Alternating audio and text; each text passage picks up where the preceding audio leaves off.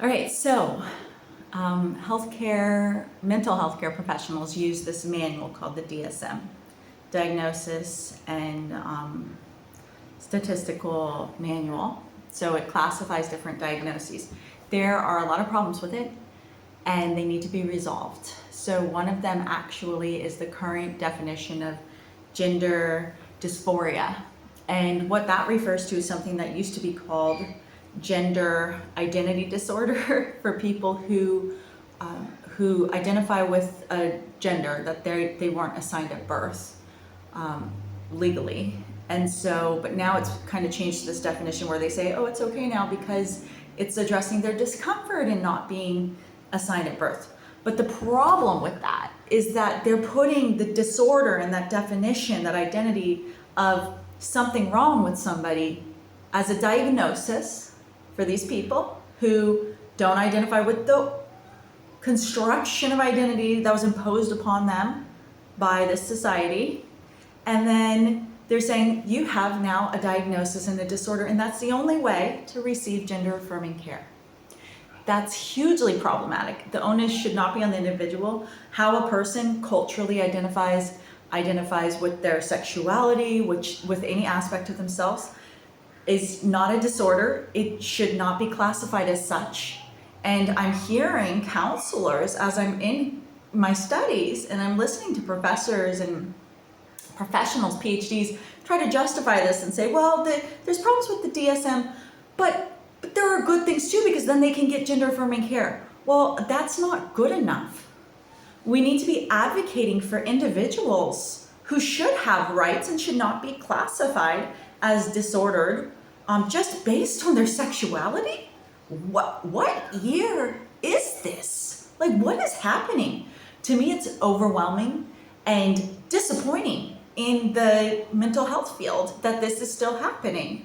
Yeah, sure, it changed from gender identity disorder to gender dysphoria, but that's still saying something's wrong with somebody, and now that's the only way they can get help. And it's not true. These genders were constructed by society.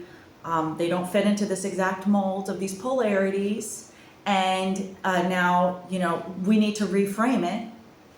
We need to reframe it where if somebody is identifying as a different gender than what they were given at birth or whatever, they're identifying anyway, they need hormonal supplementation, should be reframed as the need that is current and relevant to that individual, not like keeping going this terrible stereotype and this oppressive diagnosis of being something wrong with these people. There's nothing wrong with them. There are other cultures. I've heard there are native cultures where 5 genders are recognized. There are other cultures where multiple genders are recognized. And just because we're here in America, we don't put that title on somebody and say they have a disorder just because they don't fit what we've culturally constructed as what is normative.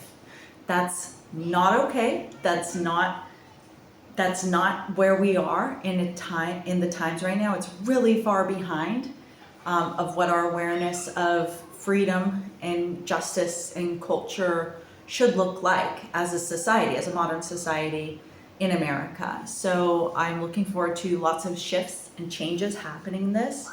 And I just want to advocate for people to say there's nothing wrong with a person identifying as a gender that wasn't assigned at birth, and that if they're feeling discomfort, they should not be defined by that discomfort.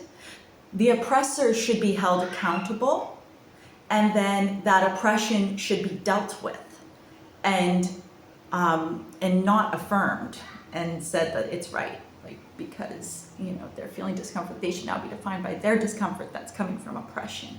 So let's work on this together. And please comment any further resources or anything you want to say or do about this. And, blessings all, whatever, if you believe in blessings or not, just I want you to know that I care about you and I'm going to advocate for what I feel is right. And this is necessary for me right now. There's always something that comes up where I'm like, really? This is 2025. This is what the consensus is for the DSM? Seriously? And Yeah, even there are other gender issues with the DSM where it's talking about premenstrual symptoms, defining a woman by a part of her cycle that's a natural cycle, and then saying that, oh, that particular part of her cycle, there's something disordered about her, when in reality, what is her experience in that part of her cycle? What is she being met with? What support throughout the holistic experience of who she is? What is her experience of support? For me personally, when I have something that's any type of emotional upheaval, when I have a part of my menstrual system fluctuating or going into the PMS stage or whatever, as defined by the DSM or whatever. But it can be just as easily as it can be a difficult time as it can be a creative time. And those are in equal measure depending on how I'm moving through that. So if I'm having somebody tell me that I have a problem and a disorder with me because I have a fluctuation of hormones, then that's not going to necessarily be constructive to me at all. And giving me a drug to try to take away that feminine power that's uprising in an oppressive system that's now trying to speak out and say things that are quite inflammatory to an oppressive system that only can dominate through maintaining these lies, like the DSM, all that's inside of there.